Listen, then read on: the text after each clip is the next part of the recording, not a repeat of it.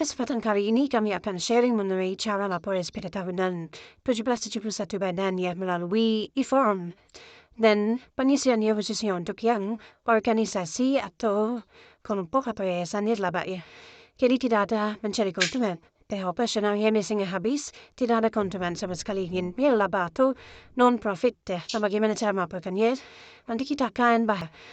Baik dulu semuanya, untuk laporan e-firm 1771 badan tadi, penduduk hanya tinggal menyiapkan neraca dan juga laba rugi ya. Ini contoh neracanya. Yang penting neracanya ada tanda tangan, kemudian nama ketua atau direktur serta stamp bar ya. Nanti di scan, nah scanannya di akhir akan dikirimkan ya, di lampirannya. Ya, neraca, formatnya baku ya sesuai standar akuntansi. Ini contoh pengisian saja ya. Kemudian yang kedua ada laba rugi.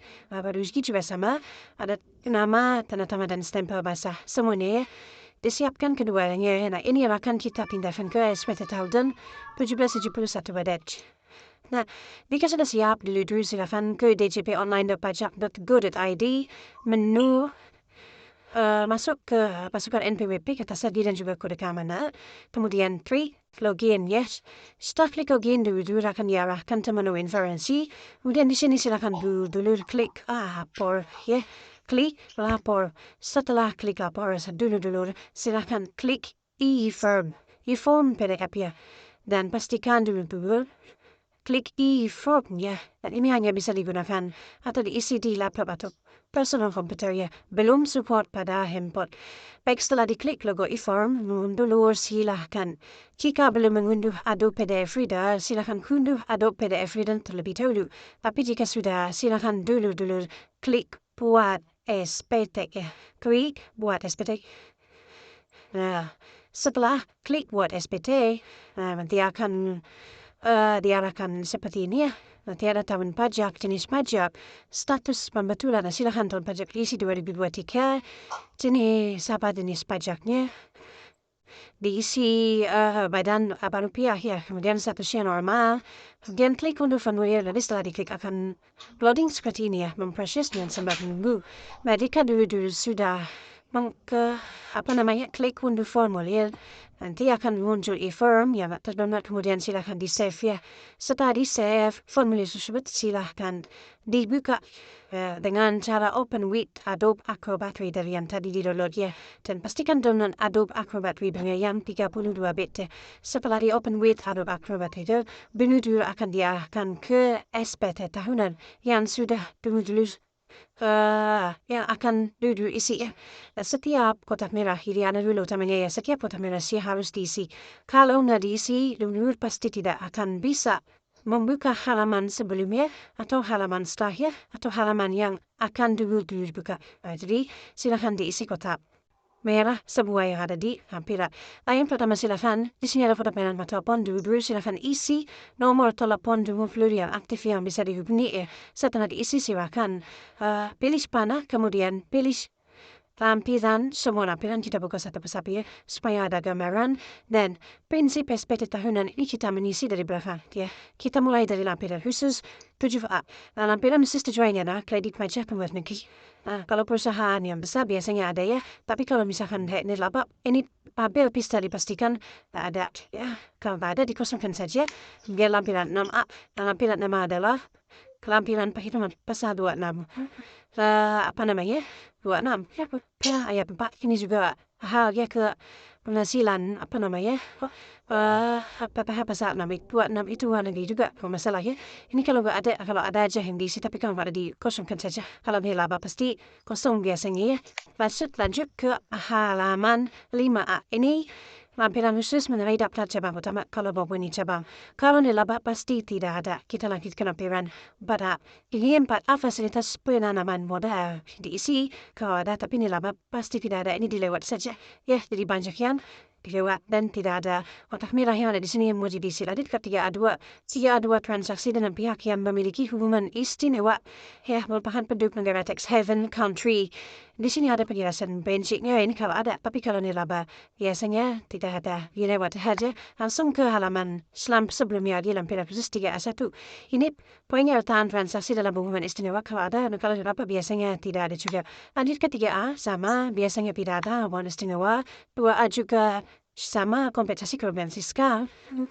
Dikosongkan ini penyusutan ini kalau ada AC kemudian dulu begitu penyusutannya masukkan di sini. Nah, kalau tidak ada atau bingung ini dikosongkan saja ya. Apalagi misalkan yang labannya kecil-kecil gitu ya, apalagi yang nggak punya aset atau asetnya hanya bentuknya kas misalkan kompor gitu ya. Ini dikosongkan saja. Terus isinya apa nih Kak nanti ya. Lanjut ke lampiran 6. Ini penyertaan modal pada perusahaan afiliasi. Kalau ada perusahaan afiliasi, kalau nilaba pasti tidak ada lewat lebih. Lanjut ke lampiran kelima. Nah ini yang harus diisi di lampiran 17.105. Daftar pemegang saham. Nah kalau misalkan perusahaan atau yayasan atau badan dulur ketika pendiriannya ada penyertaan modal dari si A, si B atau pemerintah A, pemerintah B, silakan masukkan di sini satu persatu. Modalnya berapa, kemudian berapa persen, ya. Dirinci nama penyetor, alamat penyetor, NPWP penyetor, sama modal standar berapa dan persentahnya berapa, serta alokasi dividen, jam dibadikan juga berapa. Oke, kalau nggak ada ini cukup diisi karena merah ya, jadi wajib diisi. Namanya yayasannya dulu ya. Yayasan contoh misalkan alamatnya juga di Merak Jalan Mare, NPWP yayasan, kemudian jumlah benar standarnya 0 dan pilih 100%. Ini kalau tidak ada modal disetor. Nah, selanjutnya adalah daftar susunan pengurus dan komisaris. Nah, di sini minimal diisi oleh ketua atau direktur satu saja. Tapi kalau misalkan ada sekretaris, ada komisaris, ada apalagi bendahara, ada staf dan lengkap ya bisa diisi. Tapi minimal satu diisi oleh nama direkturnya saja. Seperti yang kami contohkan di sini ya. Ini lampiran kelima. Jika sudah silakan tunggu kembali ke panah atas dan pilih lampiran keempat.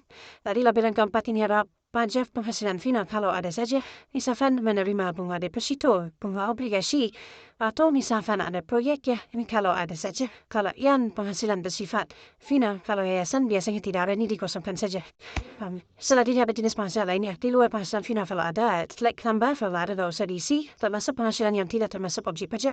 Ini misalkan ada bantuan, hibah, dividen, iuran, dan lain-lainnya. Sesuai ada di keempat sini, silahkan diisi. Kalau ada tidak usah diisi, dikosongkan. Lanjut ke lampiran ketiga, kredit pajak dalam negeri. Misalkan sudah pernah dipotong pertahanan 22326, kalau ada silahkan diklik tambah. Kalau ada ini dikosongkan saja. Kemudian lanjut ke lampiran kedua. Nah, ini lampiran definisi kedua adalah hal yang kedua ya basic tadi saya lampiran kelima ya bagian laba. Di sini biaya ya. Biaya ini pindahkan saja dari laporan laba rugi. Nah laporan laba rugi di sini saya kasih contoh biaya gaji, biaya listrik dan pemeliharaan. Nah ini silakan dulu masukkan ke kriteria perincian yang sesuai. Misalnya tadi saya contoh gaji ya 6 juta dan dua hal selain gaji tadi ada listrik dan pemeliharaan. Nah ini tidak ada di kategori nomor 2 sampai dengan 10 ya. Jadi langsung di nomor selesai di Papa. Jadi kalau bingung masuk ke biaya lainnya. Jadi Papa biayanya ada 10 juta. Ya, ini pindahan dari rugi.